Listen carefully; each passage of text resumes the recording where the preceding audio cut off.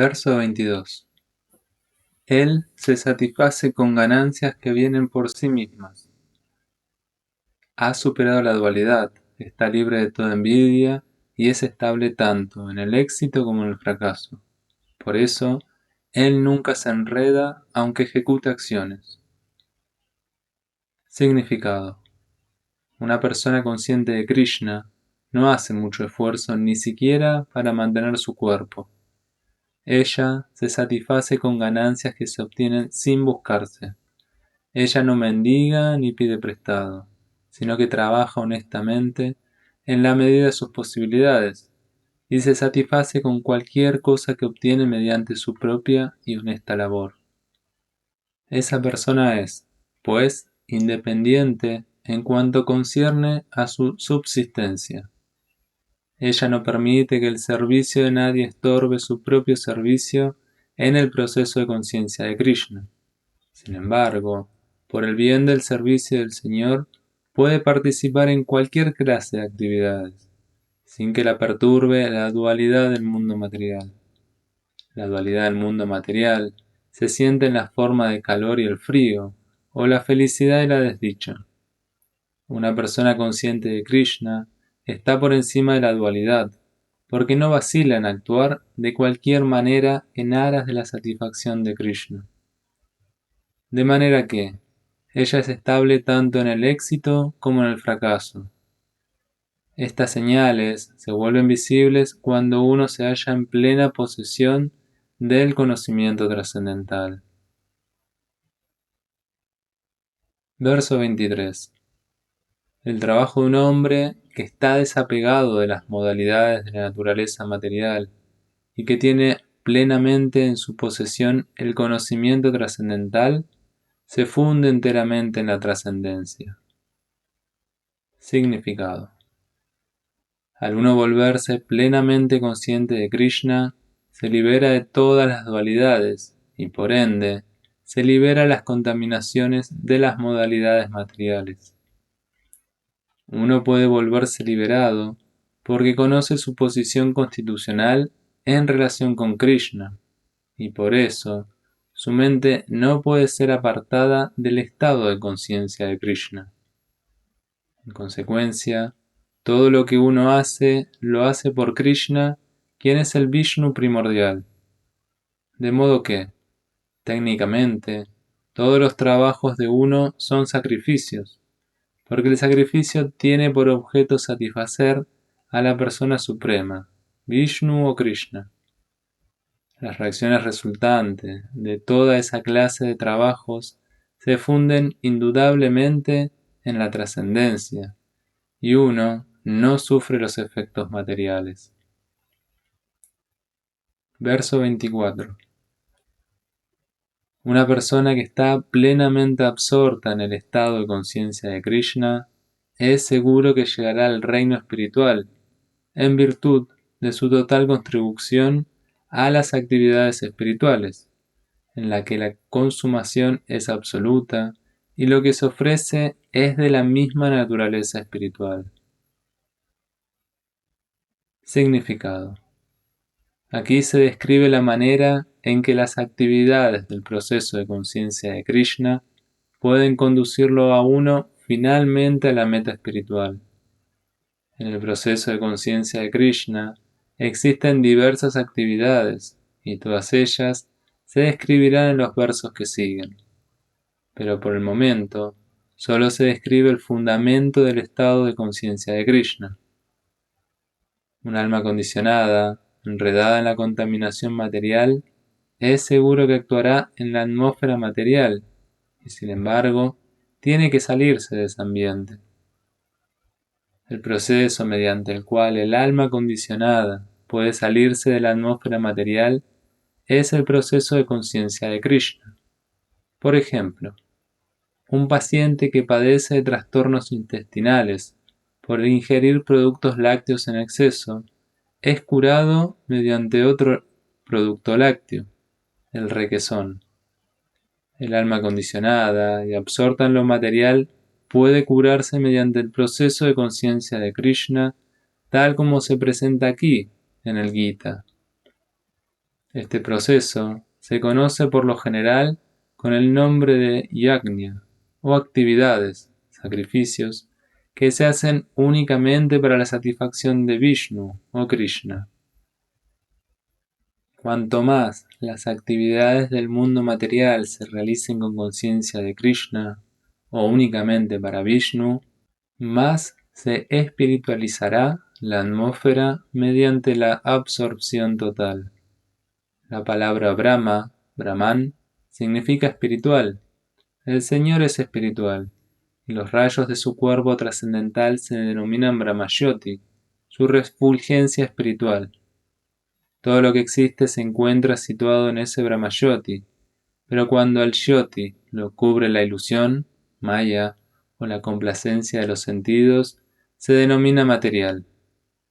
Este velo material puede ser removido de inmediato mediante el proceso de conciencia de Krishna. Así pues, la ofrenda en aras del estado de conciencia de Krishna, el agente consumidor de dicha ofrenda o contribución, el proceso de consumo, el contribuyente, y el resultado son todos, en conjunto, Brahman, o la verdad absoluta. La verdad absoluta, cubierta por Maya, se denomina materia. La materia que se acopla por la causa de la verdad absoluta recobra su calidad espiritual.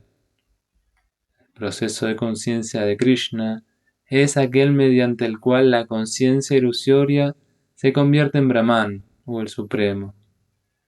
Cuando la mente está plenamente absorta en el estado de conciencia de Krishna, se dice que está en samadhi o en trance. Cualquier cosa que se haga en ese estado de conciencia trascendental se denomina yajna, o sacrificio que se le ofrece al Absoluto. En esa condición de conciencia espiritual, el contribuyente, la contribución, el consumo, el ejecutor o líder de la celebración y el resultado o ganancia última, todo se vuelve uno en el Absoluto, el Brahman Supremo. Ese es el método de conciencia de Krishna. Verso 25. Algunos yogis adoran perfectamente a los semidioses ofreciéndoles diferentes sacrificios, y otros ofrecen sacrificios en el fuego del Brahman Supremo. Significado. Como se describió anteriormente, una persona dedicada al desempeño de deberes con conciencia de Krishna se conoce también como un yogi perfecto o un místico de primera. Pero también hay otros que realizan sacrificios similares en la adoración de los semidioses, y aún otros que le ofrecen sacrificios al Brahman Supremo o el aspecto impersonal del Señor Supremo. De manera que hay diferentes clases de sacrificios, en términos de diferentes categorías. Esas diferentes categorías de sacrificios, realizados por diferentes tipos de ejecutores, únicamente demarcan variedades de sacrificios de un modo superficial.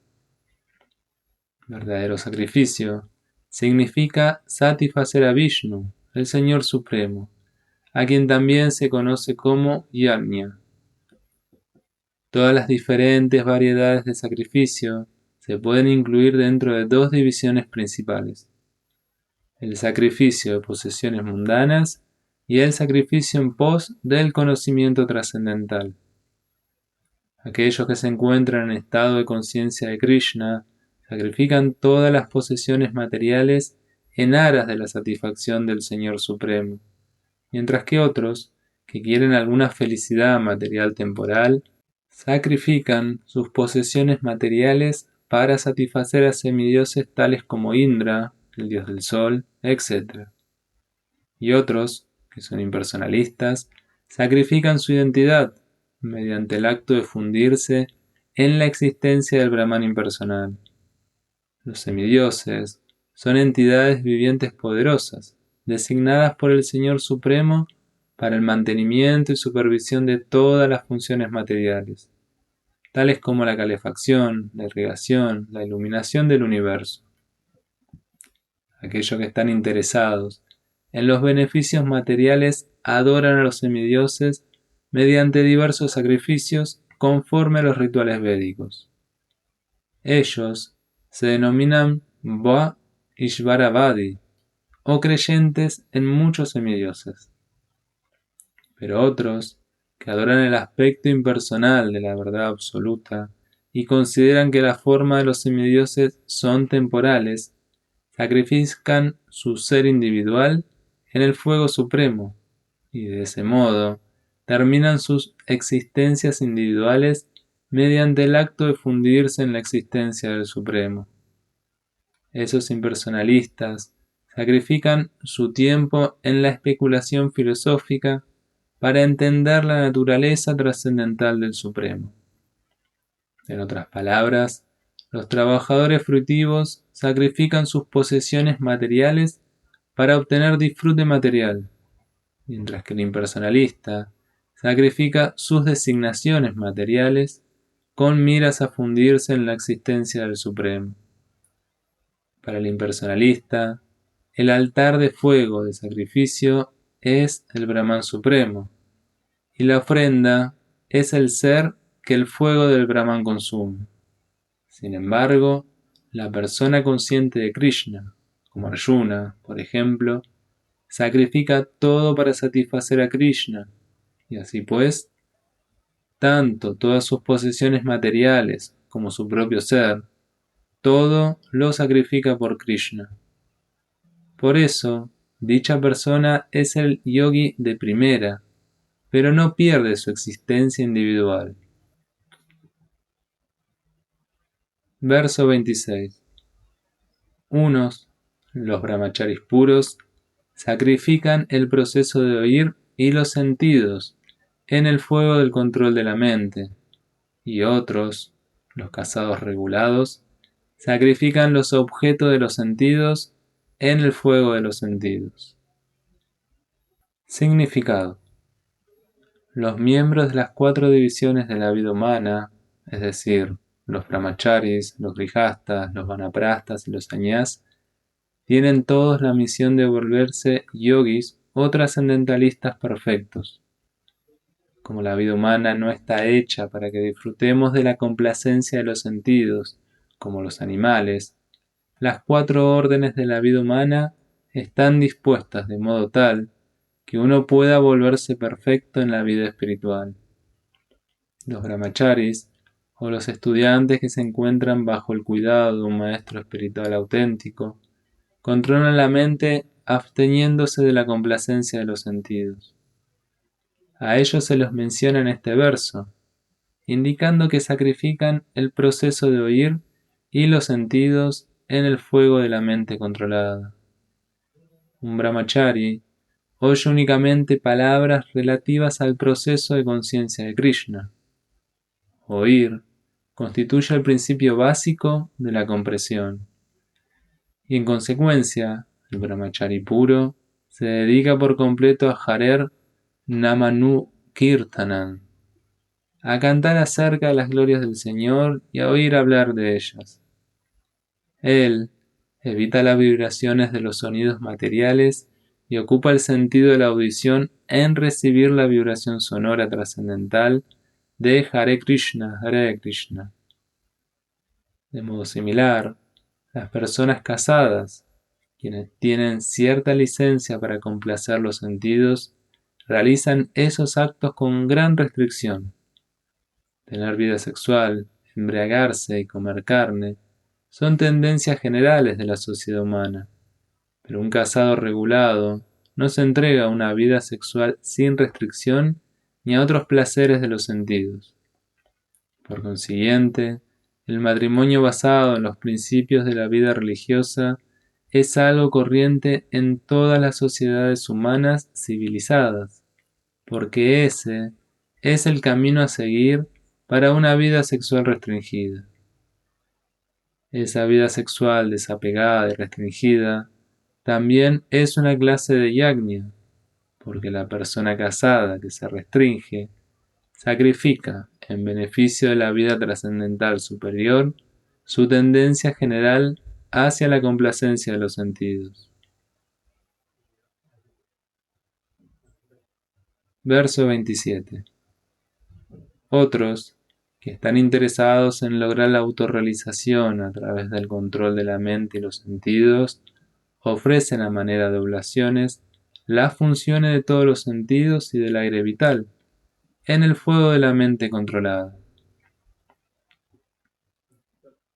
Significado. Aquí se menciona el sistema de yoga concebido por Patanjali. En el Yoga Sutra de Patanjali, al alma se le dan los nombres de Pratyash Atma y Parak Atma. Mientras el alma se mantiene apegada al disfrute de los sentidos, recibe el nombre de Parak Atma. Pero en cuanto la misma alma se desapega de dicho disfrute, se la llama Pratyaj Atma. El alma está supeditada a las funciones de 10 clases de aire que actúan dentro del cuerpo, y ello se percibe a través del sistema respiratorio. El sistema de yoga Patanjali le enseña a uno a controlar de una forma técnica las funciones del aire del cuerpo, con objeto de que, finalmente, todas las funciones del aire interno favorezcan el proceso de purificar al alma del apego material. Según este sistema de yoga, Pratyaj Atma es el fin último. A este Pratyaj Atma se lo retira de las actividades con la materia. Los sentidos interaccionan con los objetos de los sentidos, tal como el oído para oír, los ojos para ver, la nariz para oler, la lengua para probar, la mano para tocar, y todos están, de ese modo, dedicados a actividades externas al ser. Todo ello se conoce como las funciones del Prana Vayu. El Apana Vayu va hacia abajo. El Vyana Vayu actúa para encoger y expandir. El Samana Vayu ajusta el equilibrio. El Udana Vayu va hacia arriba. Y cuando uno se ilumina, los ocupa a todos en la búsqueda de la autorrealización. Verso 28. Algunos, habiendo aceptado estrictos votos, llegan a iluminarse mediante el sacrificio de sus posesiones, y otros, mediante la ejecución de severas austeridades, mediante la práctica del yoga del misticismo óctuple, o mediante el estudio de los Vedas para avanzar en el cultivo de conocimiento trascendental. Significado. Estos sacrificios pueden acomodarse en varias divisiones. Hay personas que sacrifican sus posesiones en la forma de diversas clases de caridades. En la India, la comunidad mercantil adinerada o las órdenes principescas abren diversas clases de instituciones caritativas, tales como Dharmayala, Annayetra, Atitiyala, Anatalya y Vidyapita. También, en otros países hay muchos hospitales, asilos de ancianos y fundaciones caritativas similares, destinadas a distribuir entre los pobres comida, educación y asistencia médica gratuita. Todas esas actividades caritativas se denominan Dravya Maya Yajna. Hay otros que, en busca de una elevación superior en la vida, o para llegar a ser promovido a planetas superiores del universo, aceptan voluntariamente muchas clases de austeridades, tales como Chandrayana y Chaturmasya. Estos procesos entrañan severos votos para conducir la vida bajo ciertas reglas rígidas. Por ejemplo, bajo el voto de Chaturmasya, el que lo sigue no se afeita durante 4 meses del año, de julio a octubre, no come ciertas comidas, no come 2 veces al día y no sale de su casa. Ese sacrificio de las comodidades de la vida se denomina Tapomaya Yajna.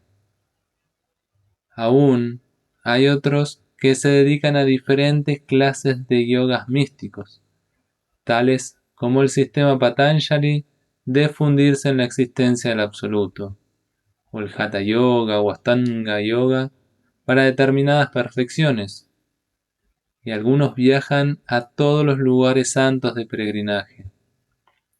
Todas esas prácticas se denominan Yoga Yajna, sacrificio por un cierto tipo de perfección del mundo material. Hay otros que se dedican al estudio de diferentes escrituras védicas, específicamente los Upanishad y los Vedanta Sutras, o la filosofía Sankhya. Todo ello se denomina Swadhyaya Yajna, u ocupación en el sacrificio de los estudios. Todos estos yogis están fielmente dedicados a diferentes tipos de sacrificios y están buscando un nivel de vida superior. Sin embargo, el proceso de conciencia de Krishna es diferente a esos otros, porque consiste en el servicio directo que se le presta al Señor Supremo. El estado de conciencia de Krishna no se puede alcanzar mediante ninguno de los antedichos tipos de sacrificios, sino únicamente por la misericordia del Señor y su devoto genuino. Por consiguiente, el proceso de conciencia de Krishna es trascendental.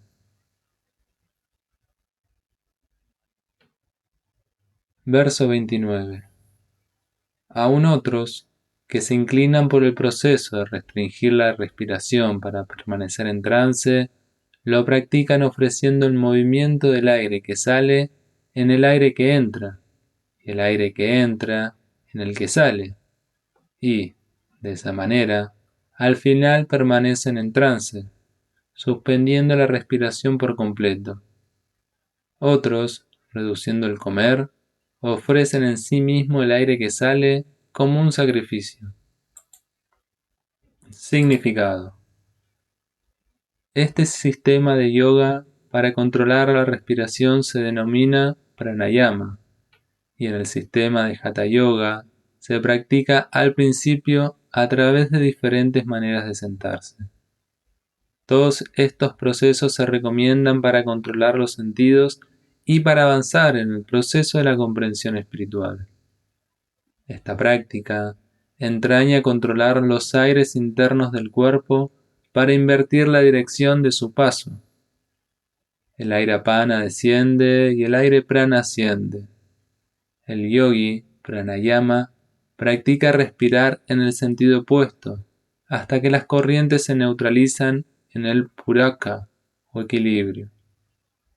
El acto de ofrecer el aire exhalado en el inhalado se denomina rechaka.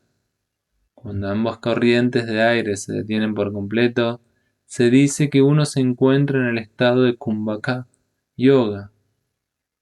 Mediante la práctica del Kumbhaka Yoga, los yogis aumentan la duración de la vida en muchísimos años. Una persona consciente de Krishna, sin embargo, cuando se encuentra siempre en el estado del trascendental servicio amoroso del Señor, se convierte automáticamente en el controlador de los sentidos. Como sus sentidos siempre están dedicados al servicio de Krishna, no tienen ninguna posibilidad de verse ocupada de otra manera. Así que, al final de la vida, es trasladada naturalmente al plano trascendental del Señor Krishna. En consecuencia, ella no hace ningún intento de aumentar su longevidad. Ella es ascendida de inmediato al plano de la liberación, tal como se declara en el Bhagavad Gita 14.26. Manchayo vyavecharena bhakti yogena sevate saguna samatitya ityan brahma bhuvaya kalpate. Aquel que se dedica a prestarle al Señor un servicio devocional puro, trasciende las modalidades de la naturaleza material y es elevado de inmediato al plano espiritual. Una persona consciente de Krishna comienza en la etapa trascendental y permanece constantemente en ese estado de conciencia. Por lo tanto, no hay caída y al final entra en la morada del Señor sin demora alguna. La práctica de la limitación al comer se logra automáticamente cuando uno come solo prasadam de Krishna, o comida que primero se le ha ofrecido al Señor. Reducir el comer es muy provechoso en lo referente al control de los sentidos. Sin control de los sentidos, no hay ninguna posibilidad de salirse del enredo material. Verso 30. Todos estos ejecutores, que conocen el significado del sacrificio, se limpian de las reacciones pecaminosas, y como han probado el néctar de los resultados de los sacrificios, avanzan hacia la eterna atmósfera suprema. Significado. De la explicación anterior acerca de los diferentes tipos de sacrificios, es decir, el sacrificio de las posesiones, del estudio de los Vedas o de las doctrinas filosóficas y de la ejecución del sistema de yoga, se descubre que la finalidad común de todos ellos es la de controlar los sentidos. La complacencia de los sentidos es la raíz de la existencia material. Por consiguiente, a menos que uno se sitúe en un plano aparte de la complacencia de los sentidos, no habrá ninguna posibilidad de elevarse al plano eterno de pleno conocimiento, plena bienaventuranza y plena vida. Ese plano se encuentra en la atmósfera eterna o la atmósfera Brahman. Todos los sacrificios anteriormente mencionados lo ayudan a uno a limpiarse de las reacciones pecaminosas de la existencia material. Mediante ese progreso en la vida, además de uno volverse feliz y opulento en esta vida, al final entra en el eterno reino de Dios, ya sea fundiéndose en el Brahman impersonal o asociándose con la suprema personalidad de Dios, Krishna. Verso 31. Oh tú, el mejor de la dinastía Kuru, sin sacrificio jamás se puede ser feliz en este planeta ni en esta vida. ¿Qué puede decirse entonces de la siguiente? Significado. En cualquier forma de existencia material en la que uno se halle, uno es ignorante constantemente de su verdadera situación. En otras palabras, la existencia en el mundo material se debe a las múltiples reacciones de nuestras vidas pecaminosas. La ignorancia es la causa de la vida pecaminosa, y esta última es la causa de que uno se continúa arrastrando en la existencia material. La forma humana de vida es la única salida para escaparse de este enredo. Los Vedas, por lo tanto, nos brindan una oportunidad de escaparnos, al señalar los senderos de la religión, la comodidad económica, la complacencia regulada de los sentidos y, finalmente, los medios para salirnos por completo de esta condición desdichada. El sendero de la religión, o de las diferentes clases de sacrificios que se recomendaron anteriormente, resuelve de forma automática todos nuestros problemas económicos. Mediante la ejecución de yajna, podemos tener suficiente comida, suficiente leche, etc., aun a pesar de que ocurra un supuesto aumento de la población. Cuando el cuerpo está bien aprovisionado, naturalmente la siguiente etapa es la de satisfacer los sentidos. Los Vedas prescriben, por lo tanto, el matrimonio sagrado, para regular la complacencia de los sentidos. Con ello, uno se eleva gradualmente al plano en que se libera del cautiverio material, y la máxima perfección de la vida, liberada, consiste en asociarse con el Señor Supremo. La perfección se logra mediante la ejecución de yajnas, sacrificios, tal como se describió anteriormente. Ahora bien, si una persona no se siente inclinada a realizar yajnas acorde con los Vedas, ¿cómo puede esperar tener una vida feliz así fuera en este cuerpo? Y ni que hablar de otro cuerpo en otro planeta. Hay diferentes grados de comodidades materiales en diferentes planetas del cielo y en todos los casos, hay una inmensa felicidad disponible para personas dedicadas a las diferentes clases de yajñas. Pero la clase más alta de felicidad que un hombre puede alcanzar es la de ser promovido a los planetas espirituales mediante la práctica del proceso de conciencia de Krishna. Una vida llena de conciencia de Krishna es, por ende, la solución a todos los problemas de la existencia material.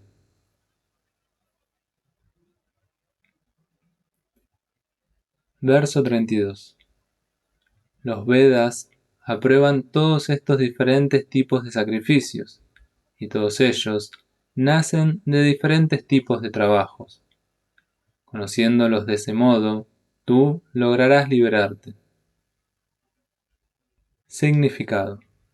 En los Vedas se mencionan diferentes tipos de sacrificios, tal como se discutió anteriormente, que se amoldan a los diferentes tipos de trabajadores. Como los hombres se encuentran tan absortos en el concepto corpóreo, esos sacrificios están dispuestos de modo tal que uno pueda trabajar ya sea con el cuerpo, con la mente o con la inteligencia. Pero todos ellos se recomiendan para que al final uno se libere del cuerpo. El Señor confirma aquí eso con sus propias palabras.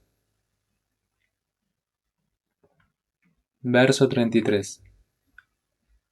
Oh castigador del enemigo, el sacrificio que se hace con conocimiento es mejor que el sacrificio de las posesiones materiales. Al fin y al cabo, oh hijo de Prita, todos los sacrificios del trabajo culminan en el conocimiento trascendental. Significado. El propósito de todos los sacrificios es el de llegar al estado de pleno conocimiento, luego liberarse de los sufrimientos materiales y, finalmente, dedicarse al trascendental servicio amoroso del Señor Supremo, el estado de conciencia de Krishna. Sin embargo, existe un misterio en relación con todas estas diferentes actividades de sacrificio, y uno debe conocer ese misterio. Los sacrificios adoptan a veces diferentes formas, según la fe específica del ejecutor. Cuando la fe de uno alcanza la etapa del conocimiento trascendental, el ejecutor de los sacrificios se le debe considerar más adelantado que aquellos que simplemente sacrifican posesiones materiales sin ese conocimiento, pues, sin la adquisición de conocimiento, los sacrificios permanecen en el plano material y no proporcionan ningún beneficio espiritual. El verdadero conocimiento culmina en el estado de conciencia de Krishna, la máxima etapa del conocimiento trascendental. Sin la elevación del conocimiento, los sacrificios son simplemente actividades materiales. Cuando, sin embargo, se elevan al nivel del conocimiento trascendental, todas esas actividades entran en el plano espiritual. Dependiendo de las diferencias de los estados de conciencia, las actividades de los sacrificios algunas veces se denominan karmakanda o actividades fruitivas y otras veces yanakanda o conocimiento en busca de la verdad. Es mejor cuando el fin es el conocimiento. Verso 34. Tan solo trata de aprender la verdad acudiendo a un maestro espiritual. Hazles preguntas de un modo sumiso y préstales servicio. Las almas autorrealizadas pueden impartirte conocimiento porque han visto la verdad. Significado.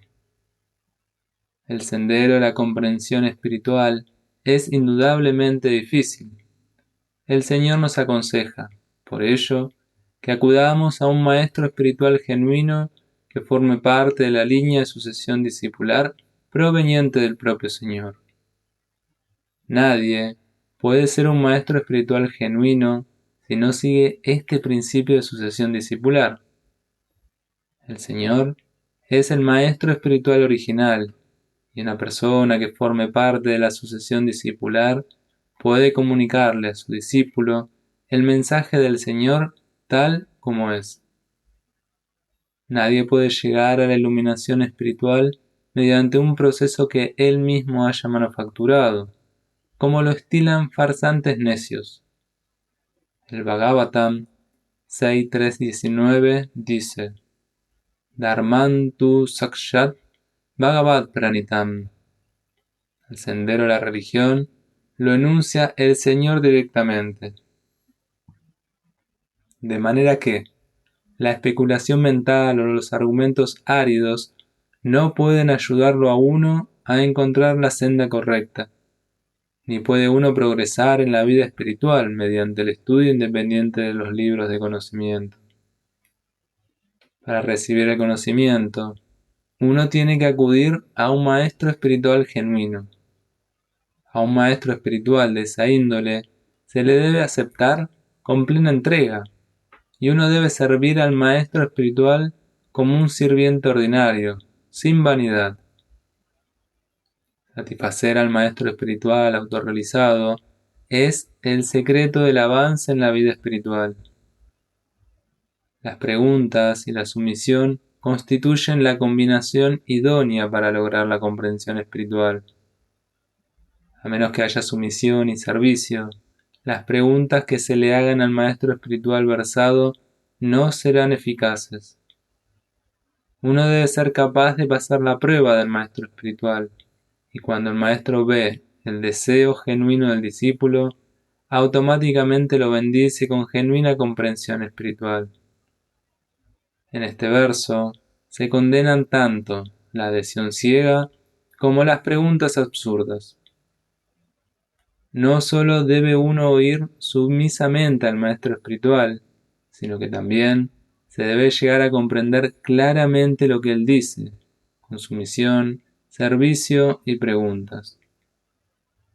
Un maestro espiritual genuino es por naturaleza muy bondadoso con el discípulo. Así pues, cuando el estudiante es sumiso y siempre está dispuesto a prestar servicio, la correspondencia del conocimiento y las preguntas se vuelve perfecta. Verso 35. Habiendo obtenido verdadero conocimiento, proveniente de un alma autorrealizada, nunca volverás a ser víctima de semejante ilusión, pues por medio de ese conocimiento verás que todos los seres vivientes no son más que partes del Supremo, o en otras palabras, que son míos. Significado. El resultado de recibir conocimiento proveniente de un alma autorrealizada o de alguien que conoce las cosas tal como son, es que se aprende que todos los seres vivientes son partes integrales de la Suprema Personalidad de Dios, el Señor Sri Krishna. El sentido de tener una existencia que esté separada de Krishna se denomina Maya. Ma, no. Ya es esto. Algunos creen que no tenemos nada que ver con Krishna, que Krishna es únicamente una gran personalidad histórica y que el absoluto es el Brahman impersonal. En realidad, como se declara en el Bhagavad Gita, ese Brahman impersonal es la refulgencia personal de Krishna. Krishna, como suprema personalidad de Dios, es la causa de todo. En el Brahma Samhita se afirma claramente que Krishna es la suprema personalidad de Dios, la causa de todas las causas. Incluso los millones de encarnaciones que hay son solo diferentes expansiones de Él. De forma similar, las entidades vivientes también son expansiones de Krishna. Los filósofos mayavadis creen erróneamente que Krishna pierde su propia existencia separada en sus muchas expansiones. Este pensamiento es de naturaleza material. En el mundo material tenemos la experiencia de que, cuando una cosa se distribuye en fragmentos, pierde su propia identidad original. Pero los filósofos mayavadis no logran entender que absoluto significa que 1 más 1 es igual a 1, y que 1 menos 1 también es igual a 1. Así es en el mundo absoluto. Debido a la carencia de suficiente conocimiento en lo referente a la ciencia absoluta, ahora estamos cubiertos de ilusión. En consecuencia, creemos que estamos separados de Krishna. Aunque somos partes separadas de Krishna, aún así no somos diferentes de él. La diferencia corporal de las entidades vivientes es Maya, o en otras palabras, no es un hecho real. Todos tenemos la función de satisfacer a Krishna, únicamente en virtud de Maya. Arjuna creyó que la relación física intemporal que lo unía a sus familiares era más importante que su relación espiritual y eterna con Krishna. Toda la enseñanza del Gita apunta hacia este fin, que el ser viviente, en su carácter de servidor eterno de Krishna, no puede separarse de Krishna, y su sentido de ser una entidad aparte de Krishna se denomina Maya.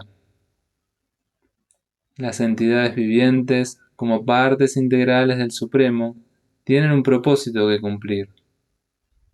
Habiendo olvidado ese propósito desde un tiempo inmemorial, se han situado en diferentes cuerpos, como hombres, animales, semidioses, etc. Esas diferencias físicas surgen del olvido del servicio trascendental del Señor. Pero cuando uno se dedica al servicio trascendental a través del proceso de conciencia de Krishna, de inmediato queda liberado de esa ilusión. Uno puede adquirir ese conocimiento puro únicamente con el maestro espiritual genuino, y de ese modo puede evitar el engaño de que la entidad viviente es igual a Krishna. El conocimiento perfecto consiste en saber que el alma suprema, Krishna, es el refugio supremo de todas las entidades vivientes, y que, por haber abandonado ese refugio, las entidades vivientes son engañadas por la energía material e imaginan que tienen una identidad separada. Así pues, bajo diferentes patrones de identidad material, se olvidan de Krishna. No obstante, cuando esas entidades vivientes engañadas se sitúan en el estado de conciencia de Krishna, ha de saberse que se hallan en la senda de la liberación, tal como se confirma en el Bhagavatam 2.10.6. Muktir ituam yata rupam swarupena vyavashtiti. Liberación significa situarse en la posición constitucional de eterno servidor de Krishna, el estado de conciencia de Krishna. Verso 36. Aun cuando se te considere el más pecador de todos los pecadores, cuando te sitúes en el bote del conocimiento trascendental, serás capaz de cruzar el océano de los sufrimientos. Significado. La debida comprensión acerca de la posición constitucional de uno en relación con Krishna es tan perfecta que de inmediato puede sacarlo a uno de la lucha por la existencia que se lleva a cabo en el océano de la nesciencia. Este mundo material se considera a veces que es como un océano en esencia y a veces como un bosque en llamas. En el océano, por muy experto nadador que uno sea, la lucha por la existencia es muy severa.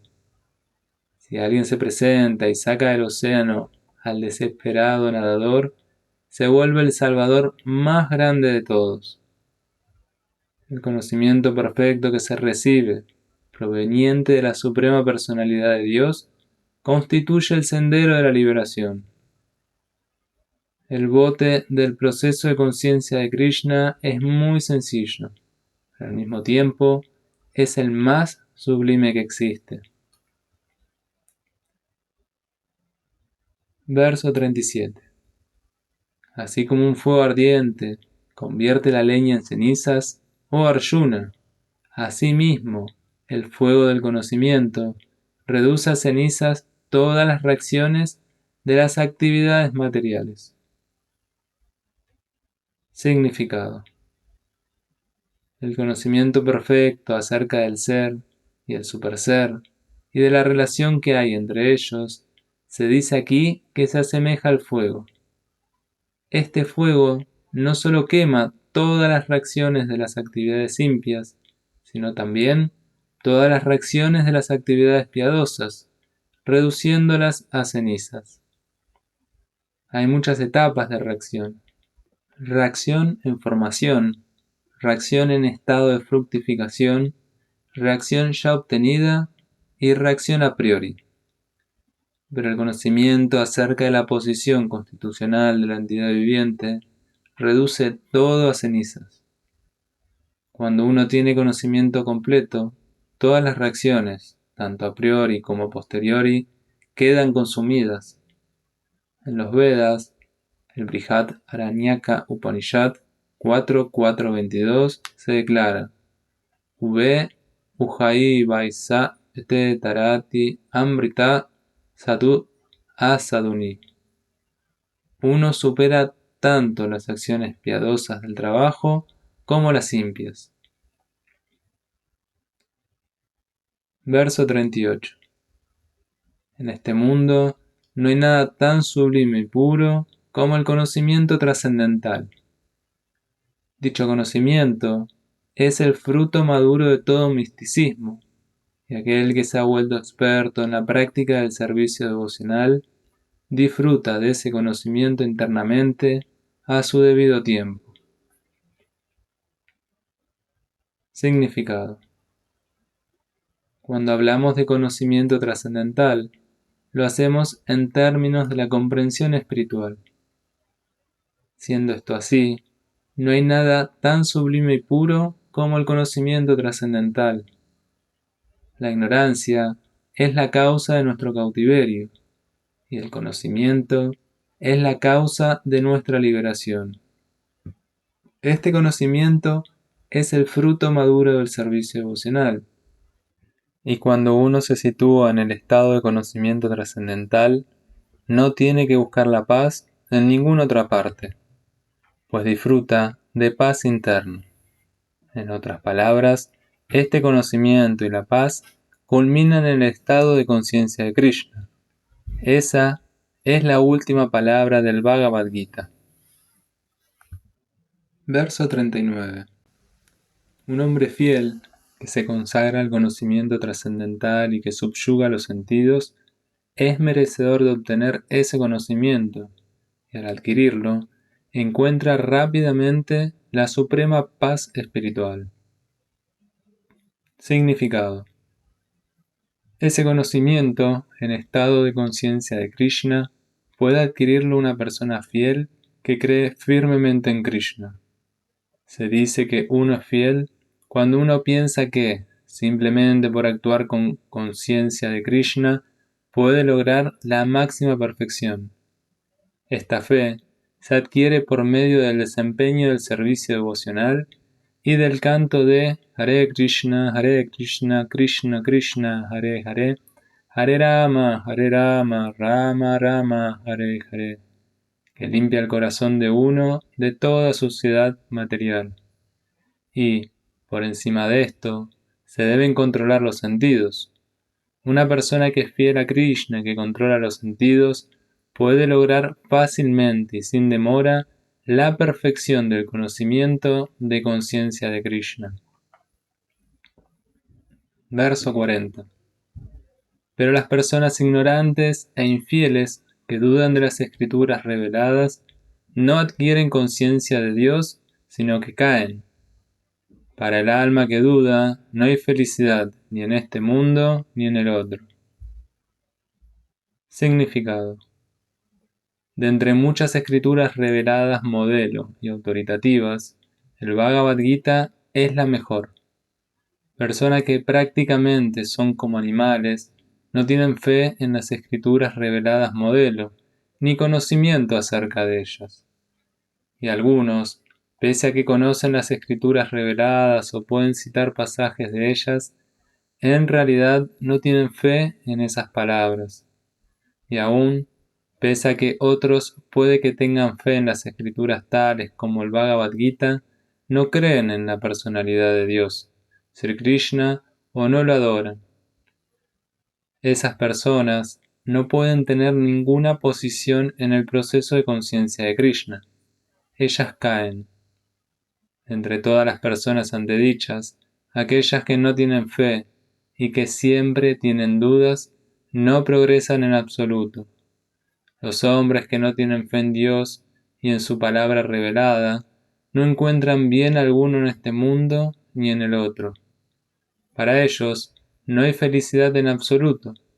Por lo tanto, uno debe seguir con fe los principios de las escrituras reveladas y de ese modo ser elevado al plano del conocimiento.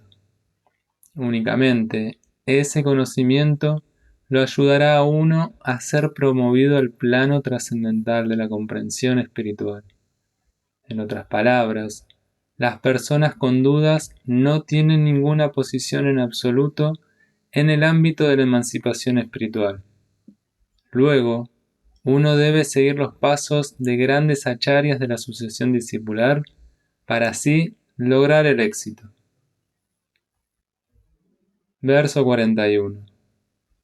Aquel que realiza servicio devocional y renuncia a los frutos de sus acciones, y cuyas dudas han sido destruidas por el conocimiento trascendental, está verdaderamente situado en el ser. Así pues, a él no lo atan las reacciones del trabajo, oh conquistador de riquezas. Significado: aquel que sigue la instrucción del Bhagavad Gita, tal como la imparte el Señor, la propia personalidad de Dios, se libera de todas las dudas, por la gracia del conocimiento trascendental. Él, como parte integral del Señor y con plena conciencia de Krishna, ya se encuentra en posesión del conocimiento acerca del ser. En virtud de ello, está indudablemente por encima del cautiverio de la acción. Verso 42. Por lo tanto, las dudas que te han surgido en el corazón debido a la ignorancia deben ser cortadas con el arma del conocimiento. Armado con el yoga, oh Bharat, levántate y pelea. Significado: el sistema de yoga que se enseña en este capítulo se denomina Sanatana Yoga, o las actividades eternas que realiza la entidad viviente. Este yoga tiene dos divisiones de sacrificios. Una se denomina el sacrificio de las posesiones materiales, y la otra se denomina el conocimiento acerca del ser, que es una actividad espiritual pura. Si el sacrificio de las posesiones materiales no se acopla con la iluminación espiritual, entonces dicho sacrificio se vuelve material. Pero aquel que realiza esos sacrificios con un objetivo espiritual o en carácter de servicio devocional, hace un sacrificio perfecto. Cuando llegamos a las actividades espirituales, encontramos que éstas también se dividen en dos: la comprensión del ser, o la posición constitucional de uno, y la verdad relativa a la suprema personalidad de Dios. Aquel que sigue el sendero del Bhagavad Gita tal como es, puede entender muy fácilmente estas dos importantes divisiones del conocimiento espiritual. Para él, no existe ninguna dificultad en obtener conocimiento perfecto acerca del ser como parte integral del Señor. Y esa comprensión es provechosa, pues dicha persona puede entender fácilmente las actividades trascendentales del Señor. Al comienzo de este capítulo, el propio Señor Supremo discutió sus actividades trascendentales. Aquel que no entiende las instrucciones del Gita es infiel y se debe considerar que está haciendo mal uso de la independencia fragmentaria que el Señor le ha otorgado. Aquel que, a pesar de dichas instrucciones, no entiende la verdadera naturaleza del Señor como la eterna, bienaventurada y omnisciente personalidad de Dios, es ciertamente el necio más grande de todos. Mediante la aceptación gradual de los principios del proceso de conciencia de Krishna, puede disiparse la ignorancia.